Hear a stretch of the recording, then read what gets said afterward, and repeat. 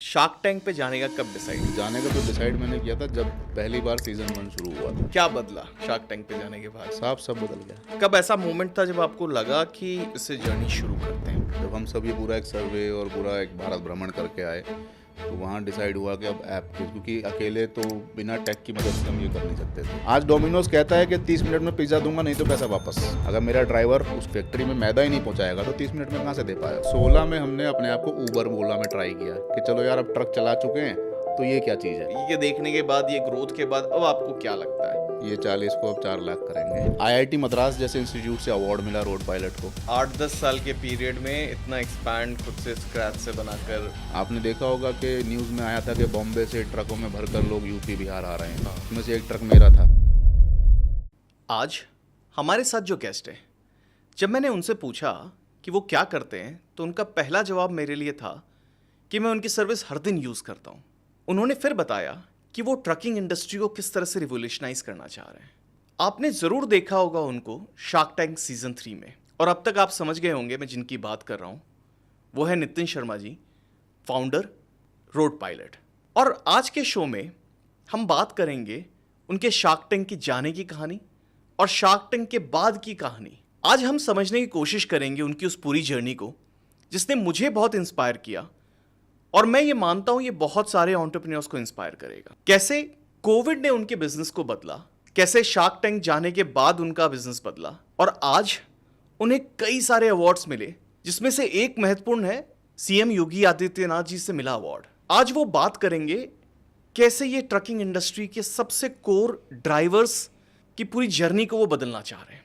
उन्होंने अपनी शुरुआत की थी 1600 रुपए के एक जॉब से, और आज शायद उससे बहुत ज्यादा ड्राइवर्स उनके साथ जुड़े हुए हैं। तो चलिए शुरू करते हैं।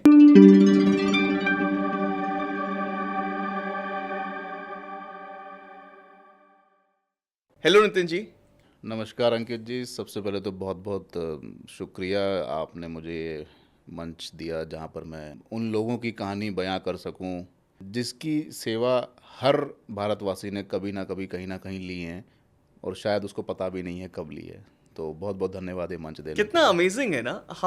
हम शायद हर दिन आपके सर्विसेज को डायरेक्टली इनडायरेक्टली यूज करते हैं और हमें पता भी नहीं चलता। और शायद ये पूरी जो ड्राइवर्स कम्युनिटी है, ये शायद एक इसी तरह से एक हिडन सोल्जर की तरह काम करते हैं, और हम उनके आउटकम्स को देखते हैं लेकिन उन्हें नहीं देख पाते हैं। सर यही बताने आज मैं देश को यहाँ पर आया हूँ। इसका जब जन्म हुआ था ना तो यही सवाल मेरे जहन में था। मैं एक दफ़ा बेंगलोर एयरपोर्ट पे था तो मैं अपने सामान का वेट कर रहा था बेल्ट पे। मेरा सामान आया, मैं अपना सामान लिया, देखा पीछे से पायलट आया एयरक्राफ्ट का, वाइट ड्रेस में, कैप लगाए और गॉगल्स में। तो 2-4 लड़कियाँ गई, उसकी सेल्फी ली और इमीडिएटली सोशल मीडिया पे पोस्ट कर दी। तो मुझे लगा कि यार इस पायलट की इतनी इज्जत है तो हमारे वाले की क्यों नहीं है। तो वहाँ से रोड पायलट का जन्म हुआ सर। सच में ड्राइवर्स तो रोड पायलट है आज। रोड पायलट है। तो नितिन, मैं आपसे सबसे पहले समझना चाहूँगा कि शार्क टैंक पे जाने का कब डिसाइड किया आपने और क्यों? अंकित जी, शार्क टैंक पे जाने का तो डिसाइड मैंने किया था जब पहली बार सीज़न 1 शुरू हुआ था। मुझे लगा था वो देख करके यार अब ऐसा मंच आ गया है कि जहाँ से मैं अपने इस आइडिया को एक नई उड़ान दे सकता हूँ। सीज़न 1 में अप्लाई किया था मैंने, किसी कारण से शायद मेरा सिलेक्शन नहीं हो पाया था। फॉर्म आया ऑनलाइन, खुला, मैंने भरा, नहीं सिलेक्शन हुआ। फिर सीज़न 2 में ट्राई किया, सीज़न 2 में भी नहीं हो पाया था। तीसरे सीज़न में हमारा दरवाज़ा खुला और हम वहाँ तक पहुँचे। 3 साल तक हमने ट्राई किया, तब हम पहुँचे। और मतलब क्या सोच थी शार्क टैंक पे जाने के पीछे? ऑब्जेक्टिव क्या था? मेरा और मेरी टीम का शार्क टैंक में जाने का ऑब्जेक्टिव सिर्फ और सिर्फ एक था। उनकी प्रोडक्शन हाउस टीम को भी जब हमारे जो राउंड्स हो रहे थे, प्रिलिमिनरी राउंड्स, उसमें भी बताया था। मेरा ऑब्जेक्टिव है कि जिन लोगों के लिए ये कंपनी को मैंने बनाया है रोड पायलट, हमारे ट्रक ड्राइवर्स, उनको एक पहचान और मान सम्मान दिलवाना जिसके वो असल हकदार हैं और जो आज तक उनको नहीं मिल पाया है। क्योंकि शार्क टैंक जैसा एक नेशनल टीवी जैसा मंच उन लोगों को पहचान दिलाने के लिए शायद ही मुझे कहीं मिल पाता। ऑफ़र मिलना ना मिलना मेरे लिए कोई इशू नहीं था, ना मैं उसकी चाहत रखता था। वो मेरी किस्मत है कि मुझे नहीं मिला, जो लिखा था वो होना था। लेकिन जो मेरा ऑब्जेक्टिव था वो मुझे मिल गया वहाँ जा कर के, कि जो इन लोगों को, जो करीबन करोड़ों की संख्या में हमारे हिंदुस्तान में ट्रक ड्राइवर्स हैं, उनकी जो रोज़मर्रा की मुसीबतें हैं उनको मैंने जा कर के बड़े बड़े दिग्गजों के सामने रखा। के बाद पूरे देश ने नहीं, पूरे वर्ल्ड ने उसको सुना। तो वो मेरी सबसे बड़ी जीत है। और क्या बदला शार्क टैंक पे जाने के बाद? साफ सब बदल गया। बदले की बात कहो कि चेंजेस क्या हुए हैं, तो मैं शुरू करूंगा कि जब हम शूट करके वापस आए थे, जाहिर सी बात है कि आम पब्लिक को नहीं मालूम था, तो जो मेरे नेटवर्क में है उनको तो हमने बता ही दिया था कि यार हमारा सिलेक्शन हो गया है और हमारा शार्क टैंक का शूट हो गया है। तो उनकी नज़रों में मैं एक सेलिब्रिटी बन गया था।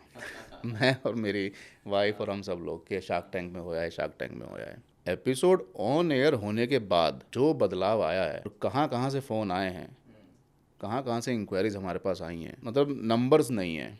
यहाँ तक कि हम काम कर रहे हैं ट्रकिंग इंडस्ट्री के लिए, हमारे पास स्कूल प्रिंसिपल्स की इंक्वायरीज आई हैं अच्छा। कि हमें स्कूल बस के ड्राइवर्स दे दीजिए। हमारे पास टियर 1 टियर 2 सिटीज़ की फ़ीमेल वर्किंग लेडीज़ की इंक्वायरीज आई हैं कि हमें डोमेस्टिक कार ड्राइवर दे दीजिए। हमने जब उनसे पूछा कि मैडम हम तो ट्रक में काम करते हैं, हमारे पास तो कार ड्राइवर्स का है नहीं, तो आपको तो अपनी सिटी में मिल जाए, क्यों चाहिए आपको? तो उनकी एक बात थी कि हमें फ़ीमेल ड्राइवर दे दीजिए आप। तरह तरह की रिक्वेस्ट आई हमारे पास, फुटफॉल वेबसाइट पे, विजिटर्स, ऐप में डाउनलोड्स। ये समझ लीजिए कि जिस मुकाम को हासिल करने में मुझे 2 साल 2.5 साल लग जाते, वो मुझे पिछले 3 महीने में मिल गया। तो ये एक बहुत बड़ी अचीवमेंट हमारे लिए रही कि आम लोगों तक पहुंचना, उनको बताना कि ये सब लोग भी हमारे सोसाइटी का हिस्सा हैं, हमारे समाज का हिस्सा हैं। सब मेरा एक ऑब्जेक्टिव ये था, जो मैं काफ़ी बार मैंने अपनी बातों में कहा भी है। आज Swiggy, Zomato food delivery app हो गया, चाहे या फिर ई-कॉमर्स एप्लीकेशन हो, या कोई भी ऐसी आईटी कंपनी या जो आपके दरवाजे तक सामान लेके आती है, यहाँ तक कि चाहे कैब ऑपरेटर्स क्यों ना हो, आज हर किसी के एप्लीकेशन में एक टिप का बटन आता है। आप स्विगी ज़ोमैटो से खाना मंगाओ, आपको टिप देनी है, तो वो लिखा होता है उसमें 10 रुपये, 20 रुपये, 50 रुपये। आप डोमिनोज से खाना मंगाओ, वहाँ भी लिखा होता है। आप ओला या उबर बुक करो, आप वहाँ भी टिप का एक ऑप्शन आता है कि आप टिप दे सकते हो। कभी किसी ने सोचा है कि ये डोमिनोज़ की किचन में जो मैदा आ रही है उसको टिप कौन दे रहा है? ये ओला उबर की गाड़ियाँ जो मारुति की या टाटा की फैक्ट्री से ट्रकों में लोड होकर के शोरूम्स तक आ रही हैं, उसको टिप कौन दे रहा है? इंटरेस्टिंग। ये जो स्विगी ज़ोमैटो का खाना आप अपने घर मंगा रहे हो, उनका रॉ मटेरियल जो फैक्ट्रीज से लेकर और किचन्स तक पहुंच रहा है, उसको टिप कौन दे रहा है? वो तो बेचारा आज भी 10,000 की नौकरी पे काम कर रहा है अपने परिवार से दूर। उसको जो पहचान दिलानी थी, वो मैंने दिला दी। तो ये सबसे बड़ा ऑब्जेक्टिव मेरा जो वहाँ से मुझे मिला। कितना लंबा प्रोसेस होता है ये सिलेक्शन का, और क्या प्रोसेस होता है? क्योंकि मेरे हिसाब से हज़ारों लाखों लोग शायद अप्लाई कर रहे होंगे अब। जाहिर सी बात है, लाखों क्या, मैं तो बोलूँगा करोड़ों अप्लाई कर रहे होंगे। भारत कोई छोटा देश नहीं है, और पिछले 3 साल में तो स्टार्टअप और एंटरप्रेन्योर की क्रांति आ गई है हमारे देश में। तो प्रोसेस कोई ज़्यादा हुआ नहीं है, सिंपल है। इसको लेकर के किसी को घबराना नहीं चाहिए। सिंपल सा एक फॉर्म आता है, पहले आप वो ऑनलाइन का फॉर्म भरिए, जिसमें आप अपने बारे में और अपने बिजनेस के बारे में एक जनरल डिटेल आप भरते हैं कि आप क्या कर रहे हैं, क्यों कर रहे हैं, किसके लिए कर रहे हैं, राइट, आपका बैकग्राउंड, आप क्या करते थे। फिर फर्दर राउंड्स होते हैं, 5 से 7 राउंड्स टोटल होते हैं, जिसमें आप फिर फर्दर राउंड्स में आपकी पूरी डिटेल, एक फॉर्म और आता है वो आपको भरना होता है, जिसमें आप डिटेल्ड पूरा एक, मतलब डीप डाइव आप पूरा एक भरते हो। और मैं यही कहूँगा कि जब भी आप शार्क टैंक का फॉर्म भरो, जैसे मैंने जब भरा था, तो मैंने कोई उसमें कॉस्मेटिक टच नहीं यूज़ किया था। जो मैं हूँ मैंने वो लिखा। मुझे इंग्लिश नहीं आती तो मैंने हिंदी में लिखा, और जो मुझे इंग्लिश आती थी मैंने इंग्लिश में लिखा। तो कोई ऐसी ऑब्जेक्शन नहीं है कि भाई अंग्रेजी में ही लिखना है या हिंदी में लिखना। मैं जहाँ से उठ के आया मैंने वो लिखा, मैं क्या कर रहा हूँ और क्या क्या क्या करना चाहता हूँ। तो कोई उसमें आप ज़्यादा बढ़ा चढ़ा के मत लिखो, जो आप हो बी योर सेल्फ। वो हमने किया।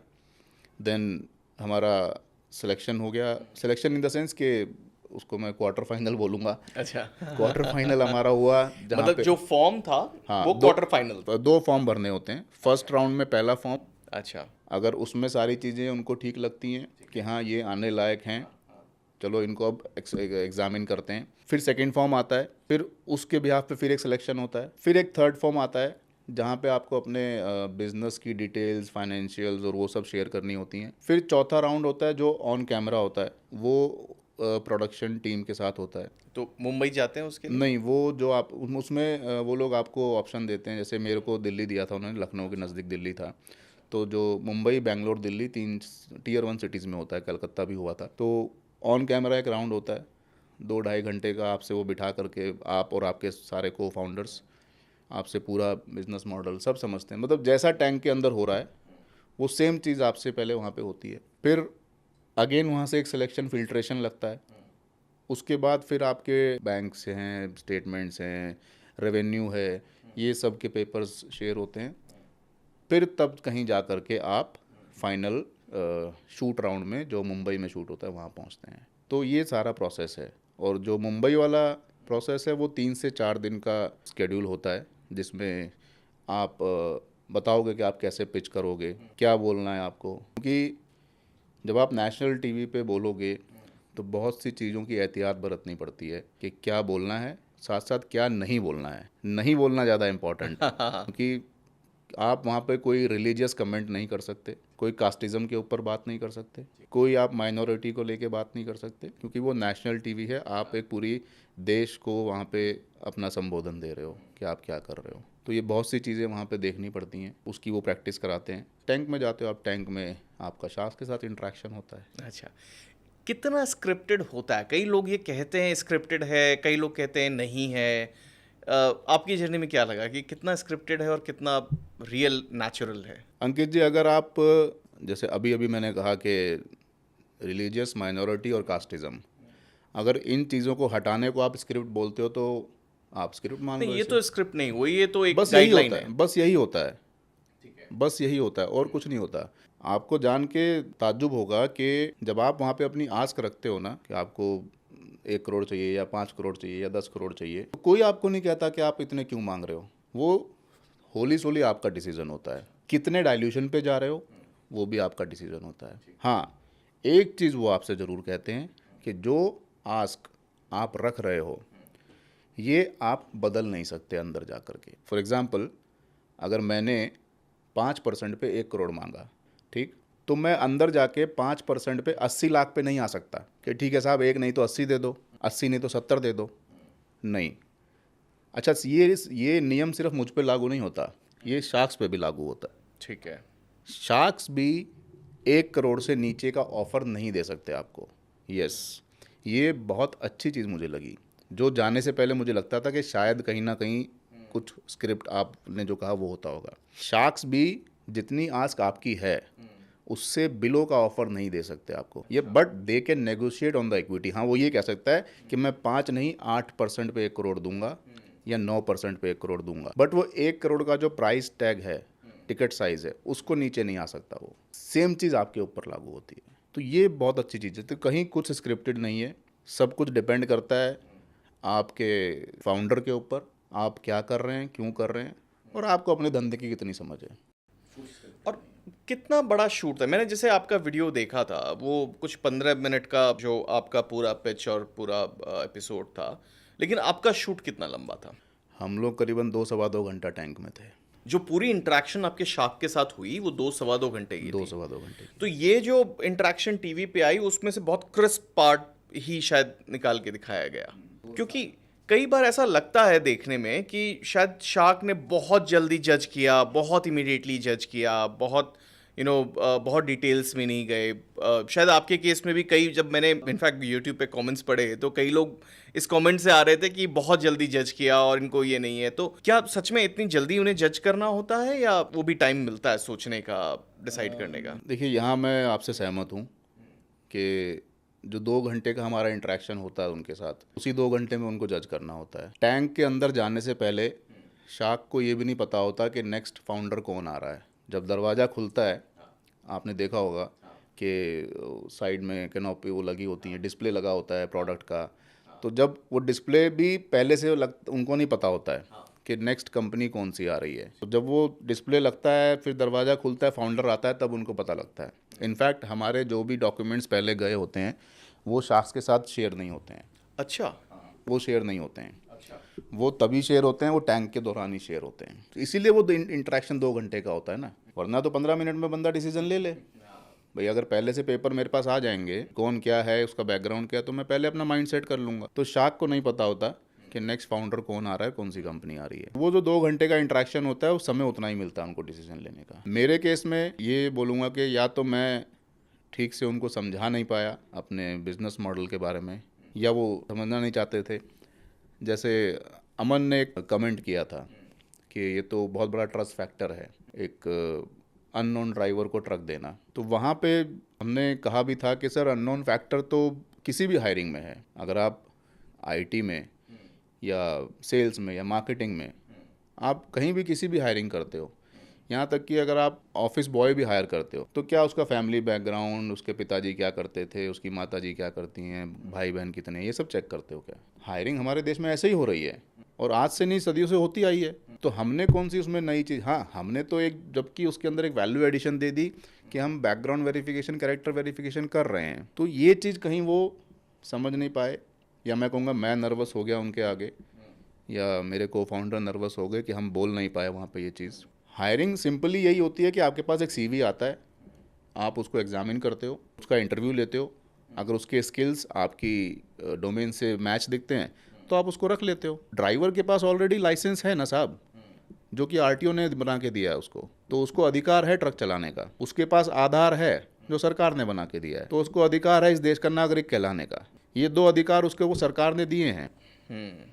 तीसरा अधिकार जो रोजी रोटी का है वो हम उसको मुहैया करा रहे हैं। अब अगर उसके लिए हम उसको पहले से ही ये कह दें कि तुम क्रिमिनल हो, तुम गलत हो, हम तुम पे विश्वास नहीं करते, ये तो वही बात हो गई ना कि आपने मुझे पैदा होकर चोर नहीं था, आपने चोर बनाया। कोई पैदाइशी चोर नहीं होता है, हालात से चोर बनता है। ये शायद बहुत अच्छी बात आपने कही और मैं इसको इस तरह से देखता हूँ, और शायद जो आपका मोटिव है, जो आपने मुझे बताया स्टार्टिंग में भी कि जो आपका मिशन है उसके साथ काफ़ी जा रहा है ये, क्योंकि आप इस तरह से देखो, शायद मैं आज अपने ऑफिस में अगर एक इंजीनियर को, एक एमबीए को अगर हायर कर रहा हूँ तो शायद मैं इतना बैकग्राउंड को लेकर कंसर्न नहीं होता हूँ, लेकिन वहीं ट्रक ओनर्स के साथ, मतलब और ट्रक ड्राइवर्स के साथ जो अटैच किया जाता है, वो थोड़ा सा एक स्टिग्मा है वहाँ पर अभी वो एक उसको डिफरेंटली देखा जाता है। और खासकर आप एक एसेट, एक ट्रक को हैंड ओवर कर रहे हो तो आप है ना ट्रक ड्राइवर को बहुत अच्छे लाइट में नहीं देखते हो। ये काम एक्चुअली उबर ओला ने इंडिया में बहुत अच्छे से किया। पहले आप समझो, ये ड्राइवर्स के साथ भी यही सिचुएशन थी जो आप शायद ट्रक के लिए करना चाह रहे हो, पहले नॉर्मल कैब के लिए भी ये इशू था। और मैं कई बार ये सवाल मैं ओला उबर ड्राइवर्स से, अपने कैब ड्राइवर से पूछता हूँ तो कि क्या आपको मिला ओला उबर से, क्या लगता है क्या बदला उस जर्नी के बाद, ओला उबर आने से पहले और अब में। तो उस पर लोग रिस्पेक्ट को एक बहुत इंपॉर्टेंट मुद्दा बताते हैं, उस पर एक बहुत इंपॉर्टेंट गेन बताते हैं, क्योंकि उनको लगता है कि ठीक है, काम पहले भी कर रहे थे कहीं किसी के नौकरी करके या किसी के वहाँ कर रहे थे, आज थोड़ा इंडिपेंडेंट है, बट मोर इम्पॉर्टेंटली अब एक रिस्पेक्ट है। और नेचुरल एक आप कंज्यूमर साइड भी देखो, कंज्यूमर्स आज, जैसे मैं अगर आज अपने बच्चों के लिए भी, मैं अकेले जाने के लिए भी, अपनी वाइफ के लिए भी मैं कैब करूँ, मुझे नहीं सोचना वहाँ भी एक रैंडम कैब ड्राइवर जिसका वेरिफिकेशन मुझे भी नहीं पता किया गया है कि नहीं किया गया है, वो एलोकेट हो रहा है। लेकिन ये प्लेटफॉर्म्स ने आके एक ट्रस्ट बना दिया कि ये प्लेटफॉर्म ने कहा कि भाई देखो हम वेरीफाइड रख रहे हैं, हम वो कर रहे हैं, और शायद आप वही सॉल्व कर रहे हो ट्रक उसके लिए। Exactly sir.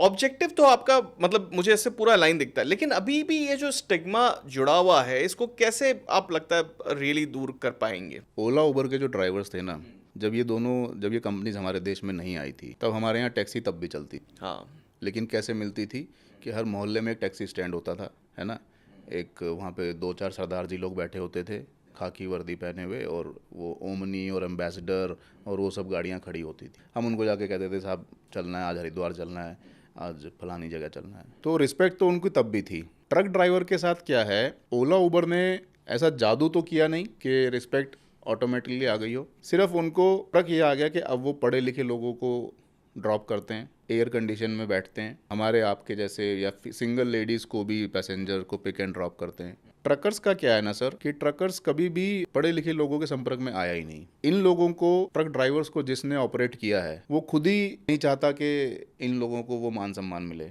तो ये कैसे होगा? कहीं ना कहीं किसी एक को तो कदम उठाना पड़ेगा ना। मैं इस मुहिम को लेके आगे चल रहा हूँ।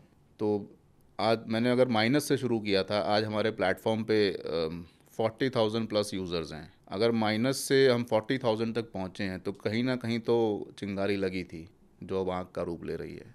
ये नंबर शार्क टैंक के टाइम कुछ 4,000 के आसपास थे, अब इससे जी हाँ। 40,000। ये 10x। शार्क टैंक के टाइम पे 5,876 थे, और 29 अप्रैल को मेरा शो टेलीकास्ट हुआ था। आज लगभग 3 महीने हो गए हैं। 3 महीने के अंदर ये ग्रोथ है। मैं धन्यवाद दूंगा शार्क टैंक की टीम का कि मुझे पैसों की बजाय जो चीज़ मिली है ये उससे कहीं ज़्यादा बड़ी है। पैसे तो 2 साल बाद ख़त्म हो जाते, ये ख़त्म नहीं होंगे। एब्सोल्युटली। ये 40 को अब 4 लाख करेंगे। हाँ।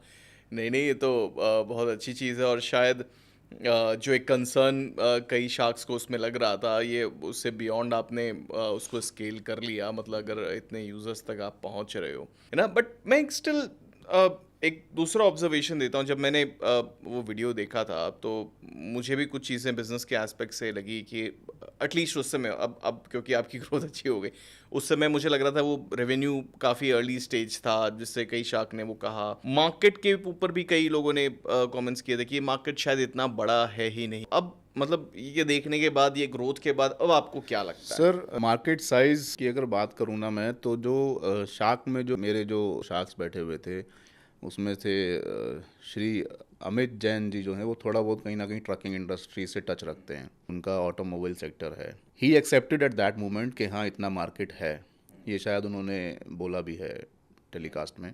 अनुपम ऑल्सो एक्सेप्टेड कि इतना मार्केट है।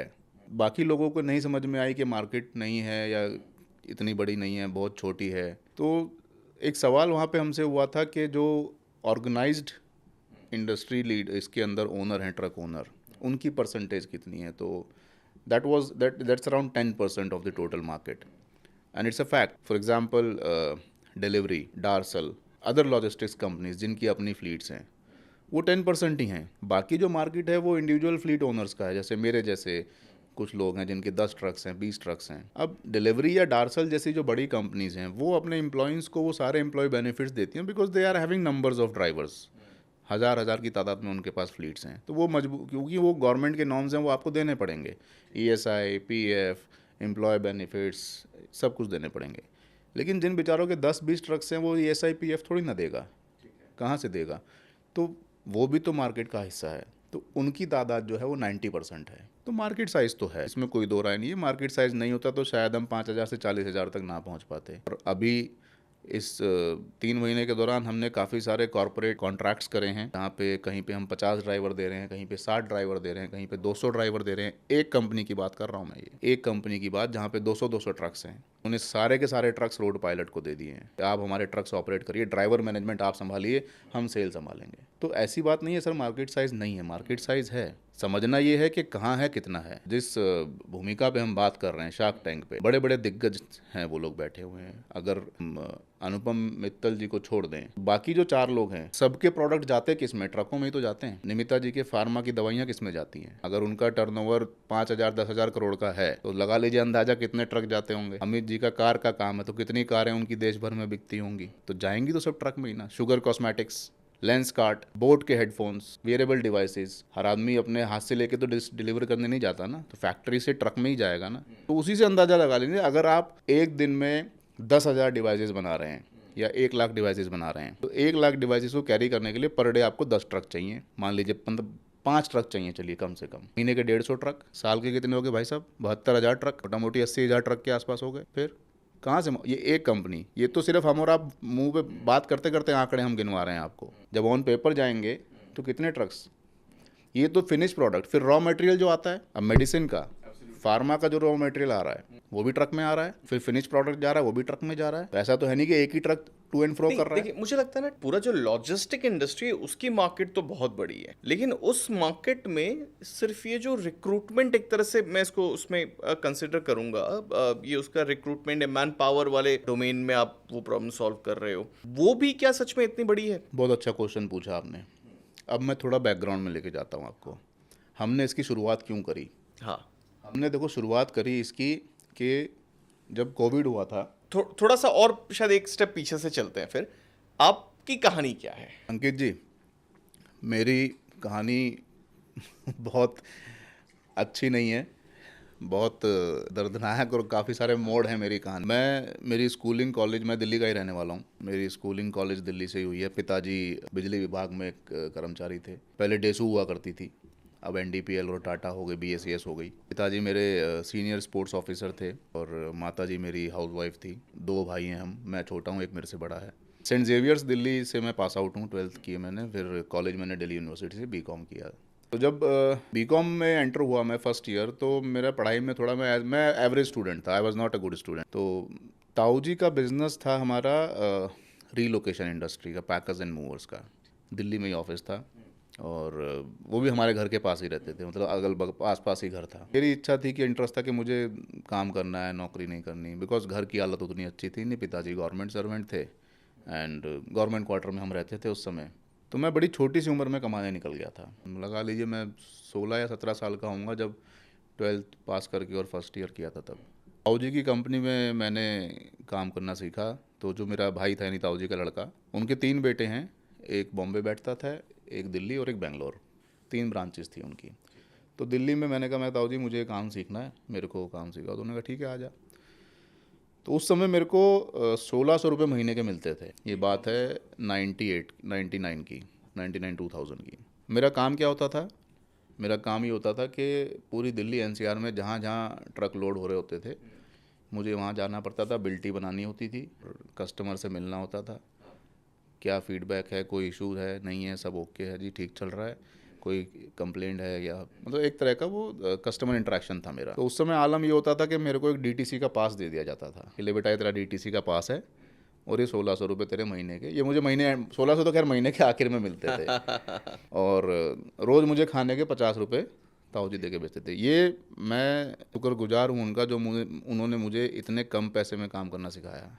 आज की डेट में अगर आप स्टाफ को रख के 100 रुपये दोगे ना, वो तो अगले दिन छोड़ जाएगा। तो उस डीटीसी के पास ने और 50 रुपये ने मुझे बहुत कुछ सिखाया। मेरे को एक एड्रेस दे दिया जाता था कि जा लाजपत नगर, वहाँ गाड़ी लोड हो रही है। मैं लाजपत नगर पहुँचा, गाड़ी लोड हो गई, मैं फ़ोन करता ताऊ जी गाड़ी लोड हो गई, ठीक है अब नोएडा चला जा। वहाँ से नोएडा चला गया, ताऊ जी यहाँ काम हो गया, ठीक है अब गुड़गांव चला जा। तो मैं दिन भर ऐसे ही डमरू की तरह भटकता रहता था इधर उधर जहाँ गाड़ी लोड हो रही है। 2000 से लेकर 2004 तक 4 साल मैंने वो काम सीखा। फिर बात ये आई, पिताजी ने ताऊ जी से बोला भाई लड़का अब काम सीख गया है, अब इसको कहीं एक ऑफिस करवा दो। तो 2 लोकेशन आई, एक लखनऊ और एक चंडीगढ़, कि भाई इन दोनों में से एक जगह तू चला जा। मैंने चंडीगढ़ चूज़ करी क्योंकि दिल्ली के पास थी, और क्योंकि मैं हमारी जो जड़ें हैं, वी बिलोंग टू हरियाणा, तो वो थोड़ा ये भी था कि भाई चंडीगढ़ में हमारे रिलेटिव भी हैं, दिल्ली भी पास है। यूपी से हमारा दूर दूर तक कोई वास्ता था नहीं, ना कोई दोस्त, ना यार, ना रिश्तेदार, कोई नहीं। तो मैंने चंडीगढ़ चूज़ किया। तो ताऊ जी बोले नहीं चंडीगढ़ नहीं, तू लखनऊ जा, क्योंकि चंडीगढ़ में कंपटीशन बहुत था। एक तो दिल्ली के नज़दीक था और जिसको भी पैकर्स एंड मूवर्स चाहिए होता था वो दिल्ली से बुला लेता था। लखनऊ में उस समय कोई था नहीं। तो ठीक है जी लखनऊ चले जाएंगे। तो अगले दिन की मैंने टिकट कराई। लखनऊ मेल एक ट्रेन चलती है, रिजर्वेशन हुई नहीं, जनरल टिकट ली, 175 रुपये की टिकट मिली भाई साहब। 10,000 रुपये पिताजी ने दिए। बाइक जो पापा की थी वो पुरानी एक बाइक थी, हीरो होंडा पैशन। वो 10,000 रुपये और हीरो होंडा पैशन लेके मैं, और वो पैशन मैंने ट्रेन में बुक करा दी। उस 10,000 में से मेरे करीबन 550-700 रुपये उसकी ट्रेन की बुकिंग में लग गए और मैं फट्टे वाली सीट पर बैठ करके लखनऊ आ गया। मैं और मेरा एक दोस्त, हम 2 लोग आए जी। अब लखनऊ किसी को जानते ये नहीं। फट्टे वाली सीट मतलब मैं रिलेट कर पा रहा हूँ, मुझे नहीं पता कितने लोग समझ पाएंगे वो फट्टे वाली सीट क्या होती वो लकड़ी जनरल बोगी जो होती है, है। मैंने भी बचपन में चढ़ा है उसमें, तो मुझे पता है। General bogie. रिजर्वेशन नहीं थी जनरल बोगी में, क्योंकि रिजर्वेशन मिली नहीं थी। हम दोनों जनरल बोगी में बैठ के आए, पूरी रात सफ़र था। उसको लकड़ी की जो होती है वो, उसमें फॉर्म नहीं होती, जैसे ये फॉर्म है ये नहीं होती है। तो आ गए जी लखनऊ। अब लखनऊ ना यार ना दोस्त ना कोई रिश्तेदार, अब कहाँ जाएँ। चलो अब ट्रांसपोर्ट नगर पता था कि हाँ ट्रांसपोर्ट नगर है वहाँ पर। तो स्टेशन उतरे, ऑटो किया, ट्रांसपोर्ट नगर पहुँच गए। एक चाय की दुकान खुली थी, सुबह 6-6:30 बजे का टाइम था। चाय वाय पी, तब तक ऑफिस सब खुलने लग गए। तो पूछा भाई कहीं किराए का ऑफिस हो दे दो। फिर एक ऑफिस लिया, वहाँ पे 1,800 रुपये महीने किराए पे, 2 कमरे का ऑफिस था। और दोपहर में फिर हम फर्नीचर खरीद लाए, टेबल कुर्सी ऑफिस की जो होती हैं, और गद्दे वद्दे सब खरीद लाए सोने वोने के लिए। तो रात को वो जो टेबल थी वो हमारा बेड बन जाती थी और दिन में वही टेबल हमारा ऑफिस बन जाता था। इस तरीके से हमने शुरुआत करी थी। फिर भाई क्योंकि खुद ही काम करना था, सब कुछ खुद ही करना था, तो ऑफिस के कॉरपोरेट्स के चक्कर लगाने शुरू किए, एचआर से मिलना स्टार्ट किया। अच्छा भाई मैं कोई बिजनेस टाइकून का बेटा तो था नहीं जो मैं आ रहा हूँ और दरबान गेट खोलेगा, ये साहब आप ही का इंतज़ार है, चौकीदार अंदर जाने ना दे। जैसे मैं Airtel, SR, Vodafone, HDFC, RBL, जितने भी कॉर्पोरेट सेक्टर थे वहाँ पे हम जाते थे मिलने एचआर से कि सर हमें काम दे दो। गार्ड जाने ना दे, अपॉइंटमेंट है तो जाइए अंदर। मैं कहा भाई अपॉइंटमेंट तो नहीं है, नहीं ऐसे नहीं जा सकते, पहले बात करके आइए। 2 दिन 3 दिन चक्कर काटे, उसको थोड़ी चाय पानी पिलाते थे रोज़, भाई जाने दे। कभी बीड़ी सिगरेट जो चाहिए तू ले ले यार, हमें जाने दे। तो एक दिन उसने जाने दिया। ऐसे करके फिर धीरे धीरे एचआर्स जो थे उनसे कॉन्टैक्ट्स होने शुरू हो गए। फिर वहाँ से बिजनेस आना स्टार्ट हो गया। जो उनके एम्प्लॉयज़ ट्रांसफ़र होते थे, उनके house hold goods and car transportation, उसका बिजनेस आना शुरू हो तो गया। ये कौन से साल में मतलब आपने शुरू 2004। हाँ 2004 में, 2004 अप्रैल, 12 अप्रैल को हमने लखनऊ में ऑफिस खोला था। तो वहाँ से धंधा आना शुरू हो गया। 2005 में दशहरे के आसपास, मतलब 1 साल हो गया था मुझे ऑलमोस्ट, और 1 साल से ज़्यादा हो गया था। उस समय मैं लखनऊ ब्रांच की टर्नओवर मेरी चले गई थी अराउंड 70 से 80 लाख रुपए, आज से 17-18 साल पहले। मैं उस समय को ऐसे रिलेट कर रहा हूँ कि आप अगर एक रेंट जो बता रहे थे ऑफिस का जो 1800 था, तो उस समय अगर 70-80 लाख को रिलेट करूँ, उस रिलेटिविटी से देखूँ, तो लगता है कि काफ़ी शानदार बिजनेस। एग्जैक्टली तो हुआ कुछ ऐसा सर कि एक दिन ताऊ जी के बड़े लड़के का फ़ोन आया कि भाई नितिन, तेरा रॉयल्टी का पैसा नहीं आया अभी तक, और ना तूने फ्रेंचाइजी फ़ीस दी है। ये 2 शब्द मैंने पहली बार सुने थे भाई साहब। मुझे पता भी नहीं था फ्रेंचाइजी क्या होती है, रॉयल्टी क्या होती है। मैंने कहा भैया वो क्या होती है? कह अरे तेरे को पता नहीं, हमारी जहाँ जहाँ ब्रांच होती है उनसे हम लेते हैं। मैंने कहा क्या लेते हो? बोला पैसे लेते हैं। कितने? बोला रेवेन्यू का 10% और फ्रेंचाइजी 3 लाख रुपए। मैंने कहा जी ये तो कोई बात हुई नहीं, ताऊ जी ने बताया भी नहीं। मैंने कहा चलो मैं पापा से बात करता हूँ। तो पिताजी को बोला, पिताजी ने ताऊ जी से बात करी। ताऊ जी ने कहा कि भाई अब लड़के मेरे बस में नहीं है, जो वो कह रहा है वो करना पड़ेगा। अब बड़ी दुविधा कि 3 लाख वो, और जो 70 लाख का टर्नओवर है उसका 10%, प्रॉफिट का भी नहीं, सेल का। भाई प्रॉफिट का हो तो एक बार को आदमी मैनेज कर ले। 8 लाख और 3 लाख 11 लाख रुपए उस समय में इकट्ठा वन टाइम देना। मैंने कहा जी मेरे पास तो है नहीं, मैं तो दे नहीं, मैं तो पहले बताते या तो ये चीज़ उसको क्यों लगी पता है? उसके 1 हफ्ता पहले ना उसका फ़ोन आया था। बोला तेरे को एक मेल भेजी है, वो पढ़ ले, उसमें एक फॉर्म है और वो फॉर्म भर के भेज दे। तो साहब उस फॉर्म में ना सारी डिटेल मुझे भरनी थी कि मैंने डे 1 से लेकर आज तक कितनी बुकिंग करी हैं, क्या प्रॉफिट है, क्या एक्सपेंस है पर बुकिंग पे, क्या प्रॉफिट है, कितना भाड़ा है, क्या कुछ है, वो सारा। तो वो मैं कहा चलो भाई मांग रहा है, सब एकदम हूबहू कॉपी टू कॉपी करके भेज दिया। उसको देख करके उसको लगा कि यार ये तो इतना पैसा कमा रहा है। तब उसका ये फ़ोन आया था कि रॉयल्टी। बोला ठीक है तो एक काम कर, फिर बंद कर दे ऑफिस, नहीं चलाना, हम ऐसे नहीं कर सकते, कल को कुछ हो जाएगा तो हमारा कंपनी का ब्रांड वैल्यू ख़राब हो जाएगी। मैंने कहा ठीक है जी बंद कर दो। बड़ा मन उदास हुआ भाई साहब कि 4 साल दिल्ली में घिसाए, धक्के खाए, 2 साल यहाँ अपने दम पे जमाया ये सब, और अब रातों रात ये फरमान जारी हो गया कि अब कल सुबह से आप हमारा नाम इस्तेमाल नहीं करेंगे। अकेला था, शहर में कोई था भी नहीं, किसको बुलाता? तो घर बुलाया, अगले दिन सुबह घर वाले आ गए, पापा मम्मी लोग आ गए, बैठ के डिस्कस हुआ। क्योंकि देखो हम जिस परिवार से आता हूँ ना, मैं I am a first generation entrepreneur. तो मेरे लिए शायद वो इतना धक्का नहीं था, मेरे माँ बाप के लिए बहुत बड़ा धक्का था वो, कि लड़के ने ये सब चीज़ें अपने दम पे बनाई हैं और एकदम से सामने वाले के मन में लालच आने की वजह से इसको आज ये दिन देखने पड़ रहे हैं। मेरे में लालच नहीं था, लालच किसी और का था। समझाया गया मुझे कि भाई काम तो तूने ही किया है, कस्टमर तेरे को जानता है, इस चेहरे को पहचानता है, इसके पीछे नाम क्या है उसको किसी से मतलब नहीं है। एब्सोल्युटली। बोर्ड चेंज हो जाएगा लेकिन चेहरा तो वही रहेगा ना। तू अपनी मार्केट में बैठ और जो काम कर रहा है वो कर। तो साहब मैंने अगले दिन उसी ऑफिस में अपना बोर्ड टांग दिया कि ये लीजिए अपने बोर्ड आप ले जाइए, और ये अपने जो कागज़ थे उनके बिल टी बुक जो पेपर ले जाइए, मैं आपका नाम छोड़ रहा हूँ। उन्होंने कहा कि ऑफिस भी छोड़ना पड़ेगा, मोबाइल नंबर भी सरेंडर करने पड़ेंगे, टेलीफोन नंबर भी। मैं कहा वो क्यों करने पड़ेंगे भाई साहब, वो तो मेरे नाम पे है ना, कंपनी के नाम पे थोड़ी है, मेरे नाम पे हैं, वो तो मेरी पर्सनल प्रॉपर्टी है, मैं क्यों दूँ। पूरी कोशिश करी उन्होंने करने की, बट वो नहीं ले पाए। तो मैंने अपना वहीं पे जहाँ था वहीं रहा। उन्होंने जस्ट मेरे ऑफिस से नेक्स्ट बिल्डिंग जो दीवार से दीवार मिलती थी उसमें अपना बंदा एक बिठा दिया ला करके, ताकि भाई इसकी मार्केट हम कैप्चर कर लें।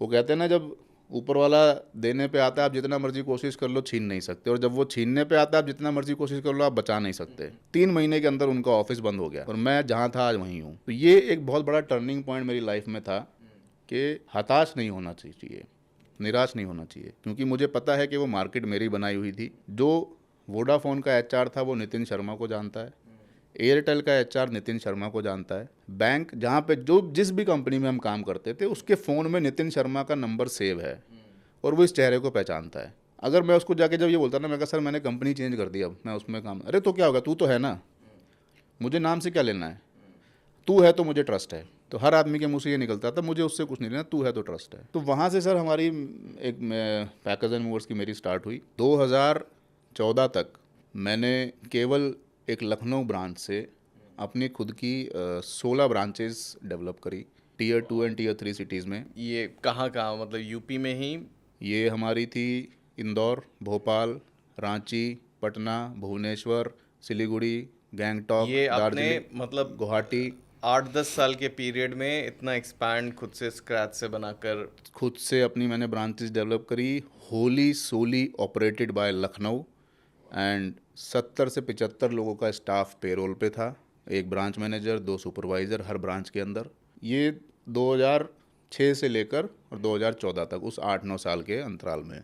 2014 में मैंने फिर अभी जिनका नाम आपने लिया ओला उबर, उसके अंदर हाथ मारा। मैंने कुछ गाड़ियाँ रेडियो टैक्सी में लगाई, क्योंकि ट्रकिंग लाइन से तो हम थे ही, और ये भी पता था कि ट्रकिंग लाइन में, हालांकि उस टाइम तक मैंने ट्रक खरीदे नहीं थे। 2006 से 14 तक हम मार्केट के ट्रक्स पे काम करते थे, इतनी पैसे नहीं थे कि ट्रक खरीदें। तो मैंने कहा चलो छोटी कार से स्टार्ट करते हैं।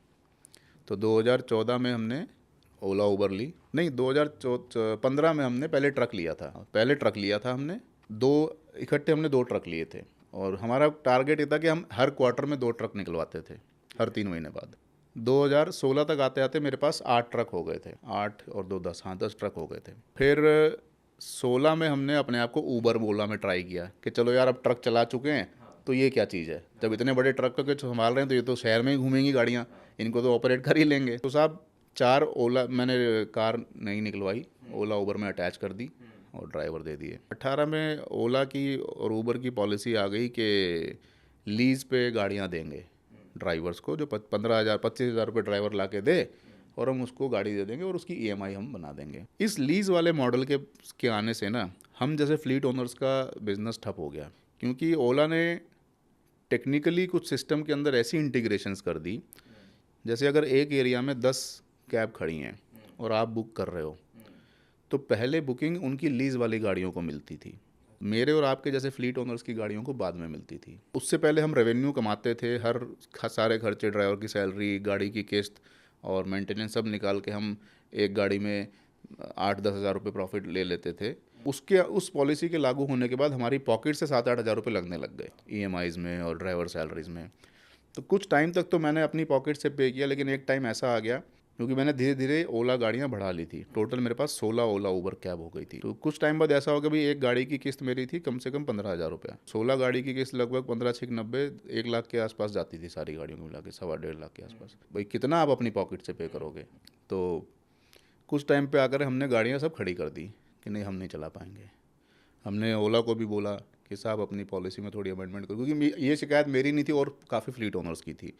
आप खड़े रहो पूरे दिन में, जहाँ 15-16 बुकिंग आती थी अब 6-7 बुकिंग आती हैं, तो कोई सुनवाई हुई नहीं। तो हमने गाड़ियाँ बैंक को सरेंडर कर दी, कुछ का पे किया, कुछ आज भी खड़ी हुई हैं, कुछ आज भी बैंक के पास हमारे पास हैं, बैंक नहीं लेना चाह रहा है। तो वहाँ पे एक फिर ड्रॉबैक लगा, मुझे सेटबैक लगा। एक 2004-06 में लगा था, एक ये लगा कि जितनी सेविंग्स थी सब यहाँ चली गई। रही सही कसर साहब 2020 में कोविड ने कर दी। जब कोविड आया फिर एक तीसरा सेटबैक लगा। उस वक्त पे मुझे ये लगता था कि यार कम से कम जो मेरे ये ट्रक के ड्राइवर हैं इनका घर चलता रहे। मेरा ऑफिस जो था मैंने वो छोड़ दिया, रेंट हम दे नहीं पा रहे थे, स्टाफ जो था उनकी छुट्टी कर दी, रिलीज़ कर दिया, सैलरी हम दे नहीं पा रहे थे, क्योंकि मेन मेरा मोटिव था जो ट्रक ड्राइवर हैं कि अगर इनको मैं नहीं दूंगा तो इनके पास दूसरा ऑप्शन ही नहीं है। ऑफिस स्टाफ तो कहीं भी कुछ भी कर लेगा, बट इनके पास बेचारों के पास ऑप्शन नहीं है। अगर ट्रक चलेगा ही नहीं तो ये खाएंगे क्या। और टचवुड हमारी इंडस्ट्री ऐसी इंडस्ट्री है अंकित जी के चाहे देश में आंधी तूफान भूचाल भूकंप आ जाए, लॉजिस्टिक कभी बंद नहीं होती, और उस वक्त भी चल रही थी। मेरा सवाल यही है कि उस समय अगर लॉजिस्टिक चल रही थी तो ये ट्रक बंद कैसे हो गई? सर ट्रक बंद ऐसे हो गई कि लॉजिस्टिक चल रही थी लेकिन फैक्ट्रियाँ तो बंद थी ना। अच्छा, जो मैन्युफैक्चरिंग यूनिट्स हैं वो तो बंद थी ना। तो जो माल बन के तैयार हो गया था बस उतना ही तो स्टॉक मूवमेंट होना था। जो एक रेगुलर मूवमेंट होती थी वो तो बंद ही हो गई थी, लिमिटेड हो गई थी। फिर कुछ गवर्नमेंट के ऑर्डर्स हमें मिले, जैसे खाना सप्लाई के, ऑक्सीजन सिलेंडर सप्लाई हमने किए, दवाएं हमने सप्लाई करी अपने ट्रक्स में। आपने देखा होगा कि न्यूज़ में आया था कि बॉम्बे से ट्रकों में भरकर लोग यूपी बिहार आ रहे हैं। हाँ। उसमें से एक ट्रक मेरा था। मेरे ड्राइवर का फ़ोन आया कि साहब ऐसे ऐसे लोग हैं गोरखपुर के, मैं लेके जा रहा हूँ इनको। मैंने कहा अबे मरेगा, कोई देख लेगा ये हो जाए। बोला नहीं साहब, इनको बेचारे भूखे हैं, इनका जाने का साधन नहीं है, छोटे छोटे बच्चे हैं, औरतें हैं, ये कहाँ जाएंगे गर्मी में, मैं लेके जा रहा हूँ। और कोई एहतियात नहीं, ना ग्लव्स पहने हुए थे, ना मास्क, ना पीपी किट, ना सैनिटाइज़र। मतलब एक ट्रक में 100-200 लोग बैठ के आ रहे हैं पीछे। अब आप उस समय सोचिए। तो एक बहुत ही अलग माहौल था, क्योंकि कोरोना की समझ शायद सब तक पहुंची भी नहीं थी, और वो लॉकडाउन अचानक से हो गया। फिर ये सब कोविड ख़त्म हुआ साहब। कोविड जब चला तो सारे हमने ऑफिस सब बंद कर दिए। जो मेरी पैकेज एंड मूव्स वाली ब्रांच थी, मुझे वो भी वाइंड अप करनी पड़ी। उन लड़कों को भी पैसे दे के घर भेजना पड़ा। जिस ऑफिस के रेंट बाकी थे वहाँ रेंट क्लियर करे। 3 साल 2020 जब लॉकडाउन लग गया था, लॉकडाउन लगा था 22 मार्च 2020 को। प्रधानमंत्री जी ने आकर के कहा था कि कल से सब बंद। 2022 के एंड तक 2 साल मेरा घर मेरी वाइफ की सैलरी से चला। शायद अगर उसकी जॉब नहीं होती, हम शायद गांव चले गए होते और यहाँ मैं ना बैठा होता आपके सामने। अब जब कोविड खुला तो मेरे को एक ख्याल आया कि यार ये मेरे ड्राइवर, जिन्होंने इस मुश्किल से मुश्किल घड़ी में देश के लिए काम किया है, और जिन्होंने ना सिर्फ मेरा खाने का राशन, मेरे बच्चे का दूध तक मेरे दरवाजे पहुंचाया है, मेरी वाइफ की दवाइयाँ तक दरवाजे पहुंचाई हैं, इनके लिए कुछ करना है। तब ख्याल आया सर रोड पायलट का कि कुछ करते हैं इनके लिए। अब फिर ऐसे ही घर बैठे डिस्कस कर रहे थे कि कैसे करेंगे। तब तक पता भी नहीं था स्टार्टअप नाम की कोई चीज़ होती है। मैंने कहा यार देख, अब सब कुछ ऐप बेस्ड हो गया है, क्योंकि कोविड ने हमें एक ऑनलाइन का महत्व सिखा दिया, तो सब कुछ ऐप बेस्ड हो गया था। मैंने कहा देख, ऐप बेस्ड हो गया है, बनाते हैं कुछ टेक्नोलॉजी की मदद से। वहाँ से एक चर्चा शुरू हुई कि फिर मैं, जब कोविड ख़त्म, फर्स्ट वेव जब ख़त्म हुई सर, मैं और मेरे 2 दोस्त, हम तीनों गाड़ी से निकले ऑल इंडिया भ्रमण के लिए। हमने अपनी कार से लगभग 22,500 किलोमीटर ट्रैवल किया। कितने दिन का ट्रैवल था ये? हम करीबन 47 डेज़ का ट्रैवल था हमारा। ये बात है गर्मी की छुट्टियों की। बच्चे चले गए थे नानी के यहाँ, और वो 2 महीने, कम से कम 1.5-2 महीने मेरे पास थे। तो वहाँ से हमने ट्रैवल किया। हम देश की हर शहर में गए, हर ट्रक यूनियन में गए। हम सबसे हमने ये पूछा कि ऐसी क्या चीज़ है जो हमें आगे बढ़ने से रोक रही है। सिंगल हाईवे लेन से एक्सप्रेस वेज पे आ गए हैं, हम कैश टोल टैक्स से फास्टैग पे आ गए हैं, हम नगद डीजल डलवाने से डिजिटल कार्ड पे आ गए हैं। अब आजकल कार्ड से डीजल डलता है। और हम BS3 वर्जन से BS6 वर्जन पे आ गए हैं, जो एमिशन के नॉर्म्स आ गए हैं। सारी चीज़ें बदल गई हैं, लेकिन एक ट्रक मालिक ग्रो क्यों नहीं कर रहा? जिसके पास 10 ट्रक हैं वो 2 पे आ गया, जिसके पास 2 हैं वो 0 पे आ गया, जबकि ये नंबर बढ़ने चाहिए थे। 2 से 10, 10 से 20, 20 से 50 क्यों नहीं बढ़ रहे हैं? तो साहब हम पूरी इंडिया घूमे, पंजाब, हरियाणा, हिमाचल, राजस्थान, गुजरात, तमिलनाडु, कर्नाटका, केरल, मेघालय, शिलोंग, हर जगह जितनी ट्रक यूनियंस थी। बिकॉज मेरे कनेक्शंस थे, मैं 20 साल से इस इंडस्ट्री में था। ट्रक यूनियंस के प्रेसिडेंट्स और सेक्रेटरीज को डायरेक्ट जानता भी था। तो वहाँ हम गए, सब ने कहा कि शर्मा जी सारी चीज़ें सही हैं, जो आप कह रहे हो हम मानते हैं, लेकिन मेन समस्या है कि हमें वक्त पे अच्छे ड्राइवर नहीं मिलते हैं। आज अगर मैं ये दिमाग में लाऊं कि मुझे ट्रक खरीदना है, तो 24 से 48 घंटे के अंदर ब्रांड न्यू ट्रक बैंक मुझे फाइनेंस करके मेरे घर पे लाके खड़ा कर देगा, लेकिन चलाएगा कौन? उसका कोई संसाधन हमारे पास है नहीं। आज अगर ट्रक मेरे दरवाजे आ गया तो मेरे पास उसके अंदर माल डलवाना है, कहाँ डलवाना है, कहाँ भेजना है, उसके लिए प्लेटफॉर्म है जहाँ से मैं माल बुक कर सकता हूँ। बट मैं खुद तो ड्राइविंग सीट पर नहीं बैठ सकता ना। सबकी समस्या साहब एक ही थी कि हमें ड्राइवर नहीं मिलते हैं। फिर यही चीज़ जब हमने ड्राइवरों से पूछी उसी टूर पे कि आपकी प्रॉब्लम्स क्या हैं, क्यों नहीं आप ग्रो कर रहे हो? आपको पता है एक ड्राइवर की एवरेज सैलरी कितनी है हमारे देश में? 10,000 से लेकर 15,000 रुपये। ट्रक ड्राइवर्स की? जी हाँ, 10,000। जी हाँ, आज भी 10,000 से लेकर 15,000 रुपये सैलरी है एक ड्राइवर की। अब आप इमेजिन करो कि 15,000 की सैलरी में, यानी कि 500 रुपया पर डे, क्या वो अपने बच्चे की स्कूल फीस दे पाएगा? क्या वो अपनी बीवी की दवाइयाँ खरीद पाएगा? फिर आप उससे उम्मीद भी कर रहे हो कि वो 365 दिन आपके लिए काम करे। ना उसको दिवाली की छुट्टी है, ना दशहरे की छुट्टी है, ना बोनस है, ना इंसेंटिव है, नथिंग, कुछ नहीं है। फिर भी बदनाम कौन हो रहा है? ड्राइवर। तो हमने ड्राइवरों से पूछा कि क्या प्रॉब्लम है, तो उनका भी यही कहना था, साहब हमें तो पता ही नहीं होता ना नौकरियां कहाँ हैं। हमें कैसे पता लगेगा कि हमारे शहर में, अगर मैं बीकानेर का हूँ तो मुझे कैसे पता लगेगा कि मेरे बीकानेर में 100 ट्रक खाली खड़े हैं? अगर मैं रोहतक का हूँ तो मुझे कैसे पता लगेगा? अगर मैं अलीगढ़ का हूँ तो मुझे कैसे पता लगेगा कि मेरे एरिया में 50 ट्रक खाली खड़े हैं? हमारे पास कोई ऐसा मंच या कोई संसाधन है ही नहीं। भाई हमारे दोस्तों ने बता दिया फलानी जगह नौकरी खाली, तो हम चले गए, उसने हमारा लाइसेंस देखा, हमें रख लिया। तो दोनों तरफ से एक गैप था सर, डिमांड सप्लाई दोनों गैप थे। तो ये दो चीज़ मेरे माइंड में बैठ गई कि ये गैप हमें ख़त्म करना है। और इस गैप के साथ साथ जो इन हमारे देश के, मैं तो इनको सर इंटरनल सोल्जर बोलूँगा, ये हमारे देश के अंदरूनी सैनिक हैं। जो सैनिक सियाचिन और नागालैंड में खड़े होकर के हमारे देश की सीमाओं की रक्षा कर रहा है ना, तो ये हमारे अंदरूनी सैनिक हैं जो हमें हमारे रोज़मर्रा की चीज़ें दे रहे हैं। अगर ये ना हो ना, तो शायद ये माइक और ये सोफ़ा और ये लाइट भी यहाँ पे ना हो। आप कितना चाहे इंटरेस्टिंग है ये सोचने में। आप चाहे माने या ना माने, आज डोमिनोज कहता है कि 30 मिनट में पिज़्ज़ा दूंगा, नहीं तो पैसा वापस। मैं अगर उसको मैदा ही नहीं दूंगा तो पिज़्ज़ा कहाँ से देगा वो? अगर मेरा ड्राइवर उसकी फैक्ट्री में मैदा ही नहीं पहुंचाएगा तो 30 मिनट में कहाँ से दे पाएगा? नहीं दे पाएगा ना। लेकिन वो अहमियत नहीं समझी किसी ने आज तक। तो वो गैप हमने फुलफिल करने की कोशिश करी, वहाँ से रोड पायलट का जन्म हुआ। यही दिन से लड़ाई और बाकी थी अभी। तो रोड पायलट कब शुरू हुआ, और मतलब कब ऐसा मोमेंट था जब आपको लगा कि ये यहाँ पर अब ऐप ही बनाते हैं और इससे जर्नी शुरू करते हैं? जब हम सब ये पूरा एक सर्वे और पूरा एक भारत भ्रमण करके आए, तो वहाँ डिसाइड हुआ कि अब ऐप के, क्योंकि अकेले तो बिना टेक की मदद से हम ये कर नहीं सकते थे। तो वहाँ पे फिर एक जद्दोजहद शुरू हुई कि अब टेक बनाते हैं। अब टेक का टी मुझे आता नहीं, I am not from an IT background, and ना ही मेरी वाइफ उस बैकग्राउंड से थी। तो एक टेक्नीशियन की खोज शुरू हुई, ऐप बनाने वाला बंदा चाहिए। तो हमने काफ़ी सारे प्लेटफॉर्म्स के ऊपर रिक्वेस्ट डाली। पैसे क्योंकि थे नहीं, क्योंकि सब कोविड में ख़त्म हो चुके थे, तो हमें कोई ऐसा बंदा चाहिए था जो सिंपली इक्विटी के बेस पे हमारी कंपनी में ज्वाइन कर सके। तो बहुत से लोगों की एप्लीकेशंस आई हमारे पास, करीबन 200-300 लोगों की एप्लीकेशंस आई होंगी। हमने काफ़ी सारे प्लेटफॉर्म्स पे, ये कहाँ से आई थी एप्लीकेशन? हमने डाला था, हायरएक्स करके है, इंडीड पे डाला था हमने, लिंक्डइन पे डाला था हमने, मोस्टली लिंक्डइन से आई थी। क्योंकि ये ना बहुत बड़ा चैलेंज मैंने देखा है कई बार, जो non tech entrepreneurs, founders, business owners होते हैं, उनको ना ये टेक लोगों को, टेक्नोलॉजी वाले लोगों को, प्रोग्रामर्स, कोडर्स, इनको ढूंढने में बड़ी तकलीफ होती है। मेरे पास भी बहुत लोग आते हैं और मुझे बोलते हैं कि अंकित कोई बता दो, मतलब जो ये हमारे लिए ऐप डेवलप कर लेगा। मैं इसलिए पूछ रहा हूँ कि अगर आपको ये बताना है कि कैसे ढूंढ सकते हैं, ये भी आई थिंक बहुत लोगों के लिए इंपॉर्टेंट होगा जानना। ये वाकई में बहुत बड़ी मुश्किल बात है कि नॉन टेक फाउंडर्स को, टेक लोगों को रिक्रूट करना, क्योंकि मुझे नहीं पता ना कि इस कोड को डिज़ाइन करने में कितना टाइम लगेगा। आपने अगर 5 घंटे बोल दिए तो मैं 5 घंटे मानूंगा, आपने 5 दिन बोल दिया तो मैं 5 दिन मानूंगा। तो हमने तो सिर्फ एक इंक्वायरी फ्लोट करी थी लिंक्डइन पे और इंडीड पे, वहाँ से हमारे पास एप्लीकेशंस आई। जो हमारी सबसे बेसिक रिक्वायरमेंट थी कि भाई हमारे पास पैसे नहीं है। बहुत से लोगों ने कहा कि हम चलिए इक्विटी पे भी आ जाएंगे, लेकिन हमें एक मंथली सैलरी चाहिए। सैलरी देने को हमारे पास थी नहीं। तो उनमें से एक बंदा तैयार हुआ जो सैलरी के बिना काम करने को तैयार था। फिर उसके पेपर्स वगैरह हमने मंगाए, भाई एजुकेशनल बैकग्राउंड क्या। At that time he was doing his second year in BTech from Annamalai university in Chennai. Chennai का रहने वाला है वो लड़का, and he was doing second year over there.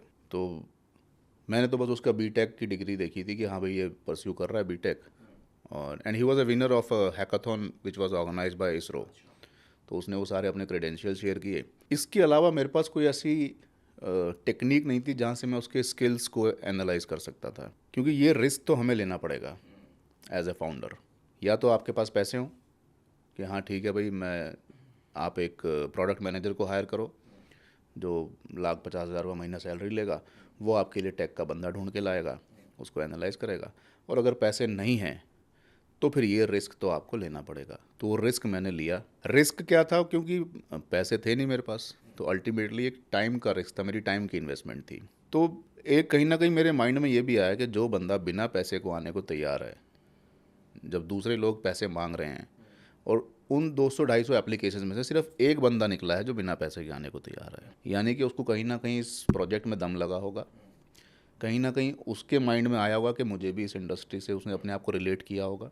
तो काफ़ी हद तक ना डिपेंड करता है कि आप कैसे पिच कर रहे हो अपने आइडिया को फाउंडर को हायर करने के लिए। अगर उसको एज ए ग्रांटेड लोगे ना कि नहीं तू आना है तो आ, नहीं आना तो तेरी मर्जी, लोग ये एटीट्यूड हमें छोड़ना पड़ेगा।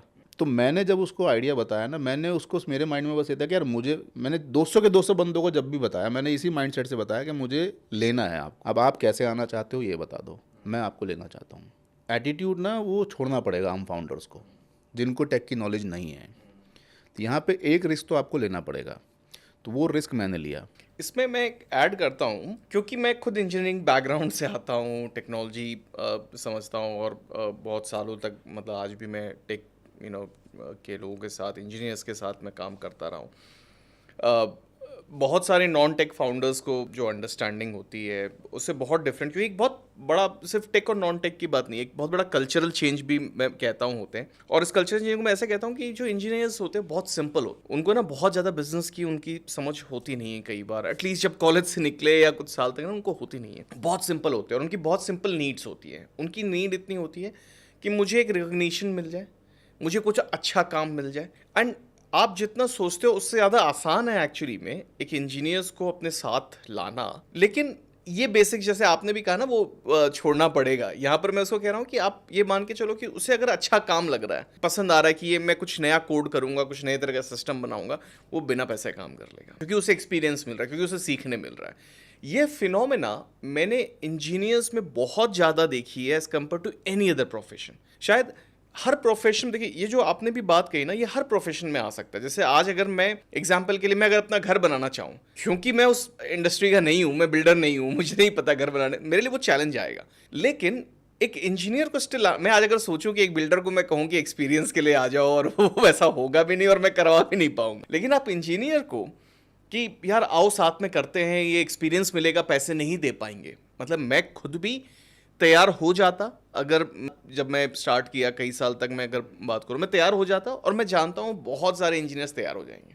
उन्हें बस वो चाहिए कि रिकग्निशन हो, काम अच्छा हो, काम मज़ेदार हो, वो तैयार हो जाते हैं। एक बहुत डिफरेंट सा इंजीनियर्स का एक अपना समझ लीजिए कल्चर है, अपना इकोसिस्टम है। और जो लोग जानते हैं, खासकर जो इंजीनियर्स बैकग्राउंड से आते हैं, वो लोग जानते हैं कि कई बार इस चीज़ को अच्छे से लेवरेज भी करते हैं। जैसे मैंने कई स्टार्टअप्स ऐसे जानता हूँ जहाँ पर लोगों ने सिर्फ इंटर्न्स रख कर अपना प्रोजेक्ट बनवा लिया, क्योंकि उनको पता है कि इन्हें अच्छा काम चाहिए। तो आप बहुत छोटा भी पे करो, जनरली मैं नॉन पेड के तो उसमें नहीं रहता हूँ कि नहीं करना चाहिए नॉन पेड इंटर्नशिप, लेकिन अगर बहुत अर्ली स्टेज है, बहुत आपको वो चीज़ है, तो ठीक है, वो भी एक रास्ता होता है। आपने एक हैकाथॉन, और जैसे आपने हैकाथॉन कहा, हैकाथॉन ऑर्गेनाइज कराया, और हैकाथॉन में ही आपने कहा कि यार इसको करने के 3 तरीके हो सकते हैं, अलग अलग टीम्स बताओ मुझे कौन सा तरीका क्या कैसे करना है। एंड आप अमेज्ड हो जाओगे जितने लोग पार्टिसिपेट करना चाहेंगे, जितने इंजीनियर्स पार्टिसिपेट करना चाहेंगे। तो ये बहुत डिफरेंट सा वर्ल्ड है ये। मतलब कई बार नॉन इंजीनियर्स को बहुत अजीब लगेगा, ये बिना पैसे काम करने के तैयार हो गया, लेकिन इंजीनियर्स इन चीज़ों में काफ़ी सिंपल होते हैं।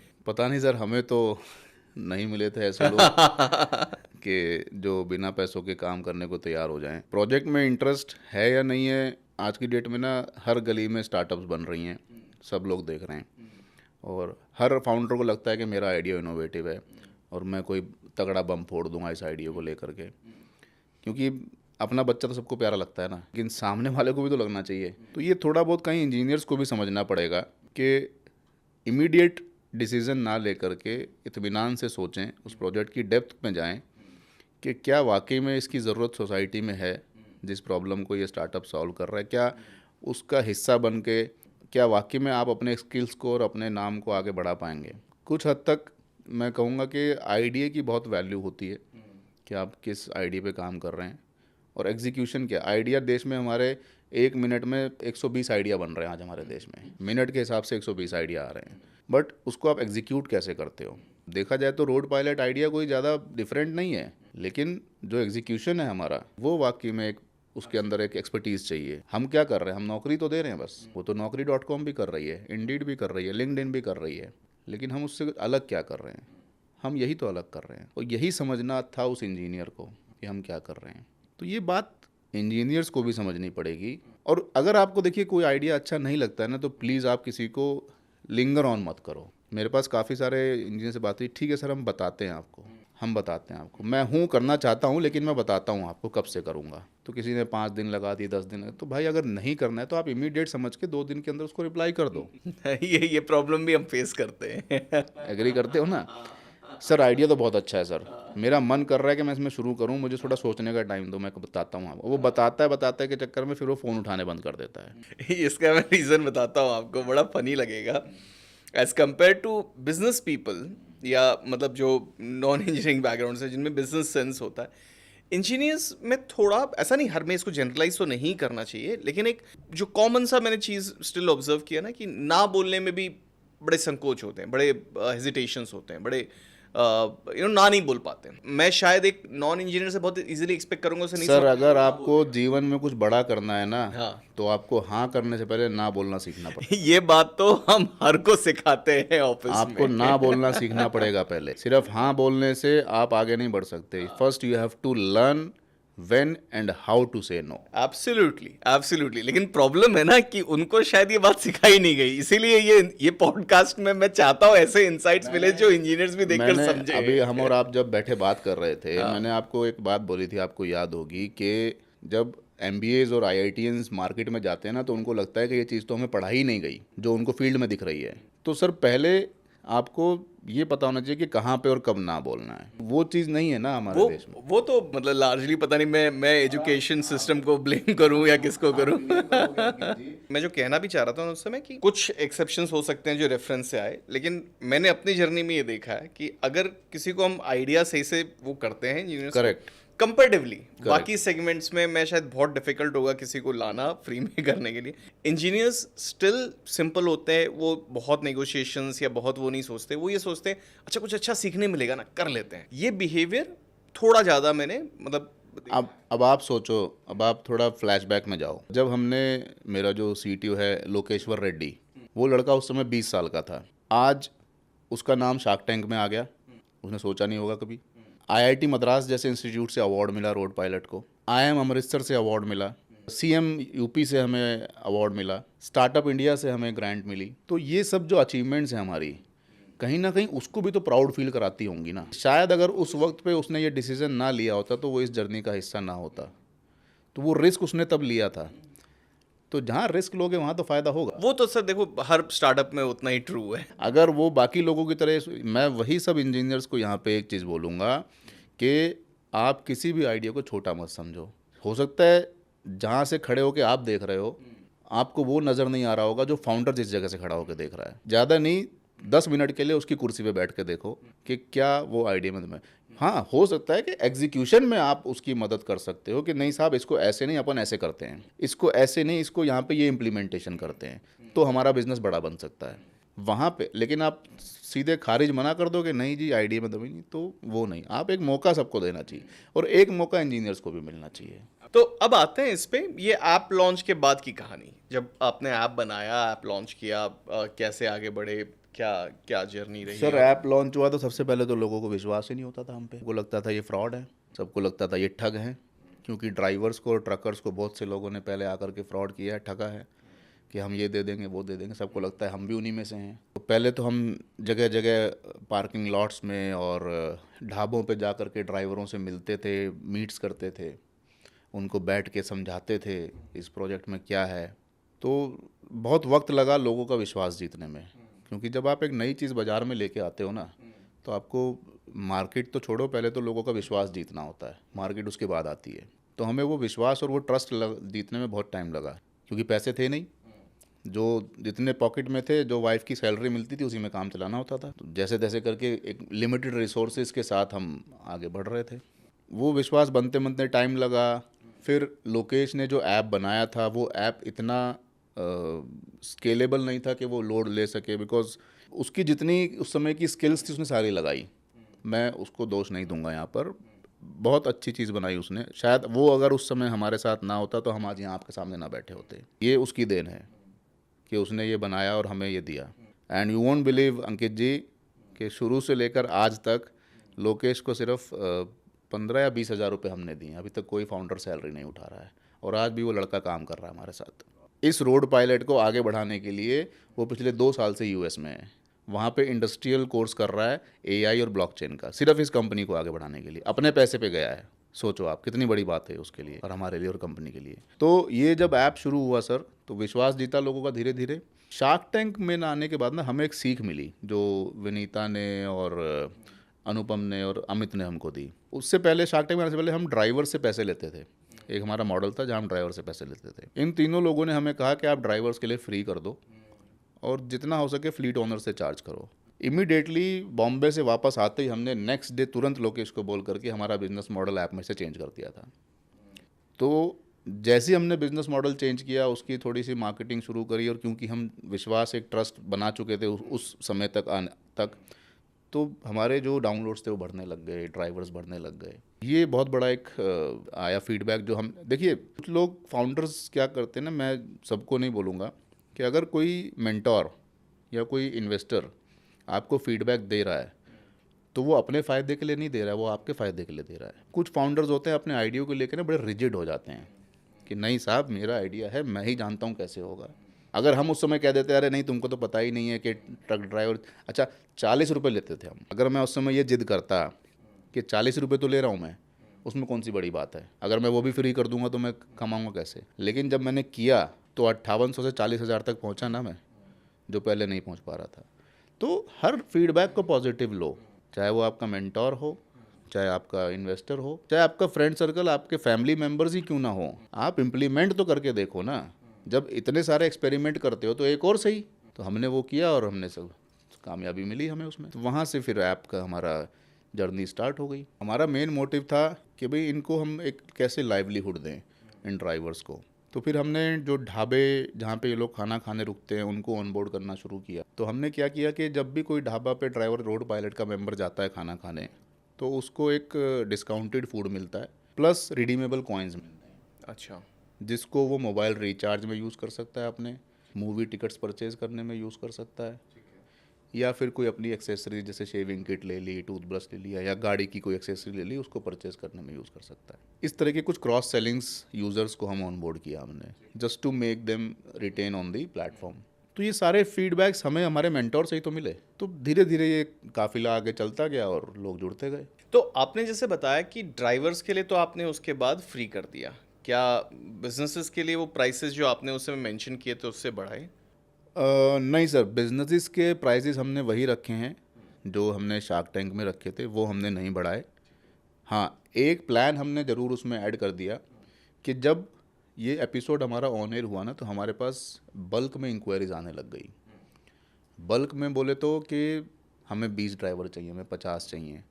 तो हमें लगा कि यार ये एक अपॉर्चुनिटी हमारे पास चल के आई है, क्यों ना इसको ग्रैब किया जाए। तो वहाँ पे फिर हमने एक नया प्लान इंट्रोड्यूस किया, जिसमें हमने ड्राइवर्स रोड पायलट के पेरोल पे देने शुरू कर दिए कि ड्राइवर्स हमारे होंगे, that will be directly our employees, and they will be working in your company, we will be billing the X company and we will be distributing the salary। क्योंकि हम उसको अगर इग्नोर कर देते तो शायद हम पीछे रह जाते। इससे खासकर मैं एक बात और नोट कर रहा हूँ, क्योंकि जब मैंने वो देखा था तो एक फीडबैक आपको अमित जैन ने दिया था जो जो ये था कि आप पूरा इकोसिस्टम प्ले करें, जिस पे आपके साथी ने कहा था कि वो बनाने के लिए आए, और एक्चुअली शायद आप वही कर रहे हैं। अब आप पूरा इकोसिस्टम उसको फोकस कर रहे हैं, जो एक्चुअली शायद मैं भी एग्री करता हूँ इस मार्केट को बढ़ाता है। मतलब देखने के बाद मेरा भी पहला ओपिनियन ये था, मैं आपसे ये शेयर करता हूँ कि हाँ शायद मार्केट बड़ा नहीं है इसका, ये मेरा भी पहला था। लेकिन इसका इकोसिस्टम प्ले जो है, अगर आप उसको बहुत सारे सर्विसेज और पेरोल पूरा मैनेज करने लग जाते हो, इस तरह की पूरा वो लेयर आप manage services layer, manage offerings, orchestration आप जब करने लगते हो, तो ये अपने आप में साइज इसकी बढ़ जाती है, और आप अब उसी डायरेक्शन पे जा रहे हो। एग्जैक्टली, हम उसी डायरेक्शन पे अब जा रहे हैं। क्योंकि जब सामने से अपॉर्चुनिटी चल के आई तो हम छोड़ें तो फिर हमसे बड़ा बेवकूफ़ कोई नहीं है। क्लाइंट खुद कह रहा है कि मुझे ये सर्विसेज चाहिए, तो हम देने को तैयार थे, क्योंकि हमारे पास रिसोर्सेज थे उस समय तक और कैंडिडेट्स भी थे। हमने वो देने शुरू किए। फ्लीट ओनर को उसके बाद से जो चेंजेस उसके बिजनेस में आए, ये बहुत बड़ा इंपॉर्टेंट पॉइंट है यहाँ पर, कि जो मैंने अभी कहा था कि जो आदमी 10 से 2 पे चला गया, 2 से 0 पे आ गया। हमारे सूरत में एक क्लाइंट हैं जिनको हम ड्राइवर्स दे रहे हैं, उनका एक ट्रक था। ये बात है 1 ही महीना हुआ है उनको ड्राइवर दिए हुए हमें। लास्ट मतलब इस 1 तारीख को 1 जुलाई को 1 महीना पूरा हो गया उनका। हमने एक ट्रक पे ड्राइवर भेजा था, और वो भी ड्राइवर कैसे गया था, वो जो प्लान हमने शार्क टैंक में बताया था उस प्लान से उन्होंने परचेज़ किया था, ड्राइवर को हायर किया था ऑनलाइन। फिर उनका एक दिन फ़ोन आया हमारे कॉल सेंटर पे कि मुझे ना और ड्राइवर्स चाहिए। ठीक है जी, दे देंगे। तो हमारी सेल्स टीम ने उनसे बात करी, तो आज 1 महीने के अंदर वो 1 से 4 ट्रक पे आ गए हैं। किसी टाइम पे उनके 20 ट्रक होते थे, उन्होंने धीरे धीरे अपने ट्रक्स वाइंड अप कर दिए थे यही कारण से। जेपी ग्रोवर नाम है उनका, प्रताप इंटरप्राइजेस के नाम से फर्म है उनकी सूरत में। अच्छा, इंटरेस्टिंग। उन्होंने रोड पायलट की वजह से खुद कहा है उन्होंने कि अगर आप हैं तो मैं ट्रक बढ़ा रहा हूँ।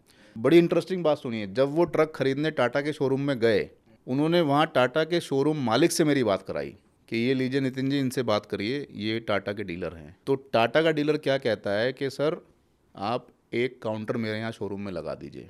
जैसे आप कार खरीदने जाते हो ना, वहाँ पे एक इंश्योरेंस वाला बैठा है, एक फाइनेंस वाला बैठा है, एक एक्सेसरी वाला काउंटर है। तो उसने कहा कि एक रोड पायलट का काउंटर आप मेरे यहाँ बिठा दीजिए, जो भी ट्रक खरीदने आएगा उसको हम गाड़ी विद ड्राइवर देंगे, यानी कि गाड़ी जब शोरूम से निकले तो ड्राइवर के साथ निकले। तो सोचो आप, ये जो इकोसिस्टम अमित जैन ने कहा था, हम उसी पे जा रहे हैं अब धीरे धीरे। इसमें मोर इम्पोर्टेंटली जो आपने बात कही ना, उससे मुझे एक चीज़ लगता है, मेरे हमेशा स्टार्टअप्स और बिजनेस को लेके एक फंडामेंटल बिलीफ रहा है कि अगर आप अपने बिजनेस से दूसरों को पैसा बनाकर दे सकते हो एविडेंटली, आप दूसरों को एविडेंटली वो रेवेन्यू ग्रोथ दे सकते हो, वो अपना धंधा बढ़ा पा रहा, आपका धंधा सबसे स्टेबल धंधा होगा। करेक्ट। और आपने जो भी एग्जांपल दिया है परफेक्ट वही है। अगर आप कह रहे हो आपके पास ऐसे कई कस्टमर्स हैं जो इस बात पे अपना धंधा बढ़ा पा रहे हैं कि आप हो, तो आपका धंधा तो स्टेबल धंधा रहेगा और ग्रो करेगा। अभी हमारे पास एक रिसेंटली रिक्रूटमेंट चल रही है, छत्तीसगढ़ में एक जिला है रायगढ़ में। वहाँ पे हमें करीबन 37 ड्राइवर्स दे रहे हैं। उनकी 37 ट्रक्स हैं अपने खुद के, और उनका कहना है कि अगर आप ये 37 दे देंगे ना, तो हमारे पास इसके अलावा 110 गाड़ियाँ लीज़ की हैं हमारे पास, जो दूसरे फ्लीट ओनर्स की हैं, लेकिन चलती उनकी कंपनी में हैं। ठीक है, यानी कि 37 उनकी और 110 दूसरे की, टोटल हो गई 147। बोला फिर हम जो लीज़ वाली गाड़ियाँ हैं उन पे से भी ड्राइवर उतार के आप ही के ड्राइवर रख देंगे। सिक्के का दूसरा पहलू कि जो ड्राइवर 10,000 15,000 रुपये में काम कर रहा था, आज रोड पायलट की वजह से उसको 30 से 40,000 रुपये महीना मिल रहा है। और कुछ ड्राइवर तो ऐसे भी हैं जो 50,000 रुपये महीना कमा, सेफ इनकम, बैंक अकाउंट में कोई ब्लैक मनी नहीं। आपको एक चीज़ और मैं बताऊं कि ड्राइवर को गलत क्यों कहा जाता है साहब। आज अगर मुझे 4 रोटी की भूख है और आप मुझे 2 रोटी दोगे कि बस यही है भाई, यही खा ले, तो मेरी भूख तो मिटी नहीं ना। मैं बाकी 2 रोटी का जुगाड़ करूँगा, चाहे कैसे भी करूँ, लेकिन करूँगा ज़रूर। खाऊँगा 4 ही रोटी, जितना मर्जी आप रोक लो मुझे। तो वही चीज़ ड्राइवर के साथ हो रही थी। आप पगार दे रहे हो उसको 10,000 रुपये, ज़रूरत है उसको 30,000 रुपये की, तो 20,000 रुपया तो वो कहीं ना कहीं से ऊपर नीचे प्लस माइनस करके कमाएगा ना। या तो चोरी करेगा या डाका डालेगा, कहीं ना कहीं से तो निकालेगा, गाड़ी में से तो निकालेगा। फिर दोष दोगे आप उसी को। तो रोड पायलट ने ये प्रथा को जड़ से समाप्त करने की कसम उठाई है कि हम, जो आदमी डिज़र्व करता है उसको उसकी काबिलियत के हिसाब से पैसा मिलना चाहिए। भाई 24 घंटे 365 दिन का मुलाजिम है वो आज की डेट में, और उसको 10,000 रुपये में आप रख रहे हो, उसके बाद दोष उसको दे रहे हो, तो ये यार ये कौन सा कानून है। फ्लीट ओनर को भी रेवेन्यू जनरेट करने में मदद करी और ड्राइवर की इनकम बढ़ाने में भी। तो नितिन, आप अब फ्यूचर क्या देखते हो? सर फ्यूचर में देखता हूँ कि आने वाले वक्त में देश के हर ट्रक पे रोड पायलट का ड्राइवर हो, और इसके लिए मैं सरकार से थोड़ा एक सहयोग चाहूँगा कि इस मुहिम को, इस प्रोजेक्ट को आगे ले जाने के लिए सरकार से भी हमें एक मदद चाहिए होगी। जैसे कि अभी ग्लोबल मोबिलिटी एक्सपो में प्रधानमंत्री जी ने अनाउंस किया था कि 1,000 रेस्ट हाउसेज हाईवेज़ पे बनेंगे ड्राइवर्स के लिए, जिसमें पार्किंग लॉट्स और नहाने धोने की सुविधा होगी। वहाँ मेरा एक सुझाव है कि उसमें थोड़ा बहुत सहयोग रोड पायलट अगर कर सके सरकार के साथ मिल करके, वो एक सरकार के साथ करना चाहेंगे, जिसमें हम पार्किंग स्पेस और साफ़ सुथरे नहाने धोने के बाथरूम ड्राइवर्स के लिए, एक दवाई की दुकान जहाँ पे उनको दवा मिल सके, मेडिसिन शॉप, एक सैलून, ड्राइवर को बाल कटवाने हैं, दाढ़ी बनवानी है, ये सब चीज़ें अगर सरकार करती है सहयोग, तो हम सरकार के साथ बैठ के काम करना चाहेंगे। तीसरा, हम विदेशों जैसा एक वातावरण, इकोसिस्टम इन ड्राइवर्स को देना चाहते हैं। जैसे वहाँ हर 8 घंटे बाद ड्राइवर को रेस्ट अनिवार्य है, हमारे देश में नहीं है। तो हम चाहते हैं कि हमारे ऐप के माध्यम से ऐसा एक डिजिटली हम टेक्नोलॉजी को इनोवेट करें, जैसे टोल प्लाज़ा पे जैसे वो स्कैन हो तो पता लग जाए कि इस ड्राइवर को इतने घंटे हो गए चलते हुए, तो वहीं उसको रोक दिया जाए और मिनिमम 2-3 घंटे को उसको रेस्ट दे, ताकि जो नींद की वजह से एक्सीडेंट होते हैं और जो जानें हमारे हाईवेज़ पे जाती हैं ट्रक ड्राइवर्स की और दूसरे उसके नंबर में हम कटौती कर सकें। वैसे क्या नंबर हैं अभी, क्योंकि मैंने कई बार इस पे चर्चा सुनी है, मतलब एक्सीडेंट्स और उनका स्ट्रेसफुल होना, क्या नंबर है, कितने एक्सीडेंट्स आज ट्रक्स इन्वॉल्व होते हैं? ये मैं नहीं कहता हूँ, ये डेटा कहता है। हमारे देश में रोज़ 15 से 20 जानें जाती हैं सड़क हादसों में, और जिसमें से ज़्यादातर ट्रक के ज़रिए से होती हैं। या तो कोई ट्रक में आके पीछे से मार देता है, या नींद की वजह से होती हैं, जिसमें से अधिकतर जो कारण है वो नींद पाया गया है, क्योंकि इनको वो नींद नहीं मिलती है और खड़े होने का प्रॉपर स्थान नहीं मिलता है। भाई हाईवे किनारे गाड़ी खड़ी है, अब सर्दी का टाइम है, कोहरा है, पीछे से आके किसी ने गाड़ी ठोक दी, तो वो भी एक एक्सीडेंट ही है। अब ट्रक तो खड़ी थी। तो इन एक्सीडेंट को और इन ये जो ज़िंदगियां हम खो रहे हैं हर दिन प्रतिदिन, हर साल, हर महीने, इन पे हम रोक लगा सकते हैं अगर ये सरकार हमें इसके लिए मौका देती है तो। एक बात यहाँ पे मेरे जहन में है, जितने भी ट्रक मालिक हमारे देश में हैं, तुच्छ प्राणी हैं या ये बहुत निम्न स्तर के हैं। मैं भी खुद एक ट्रक मालिक हूँ।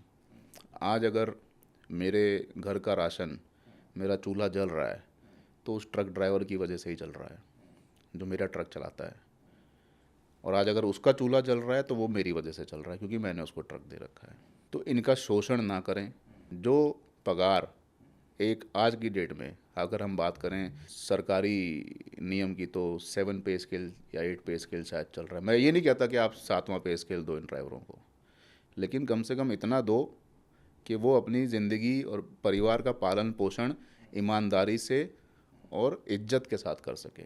शोषण ना करें, तुष्टीकरण ना करें, क्योंकि आज अगर जितने ड्राइवर हमारे देश में हैं, करीबन 10 से 12 करोड़ की तादाद है इनकी, ये ministry of road transport highway का डेटा बोलता है।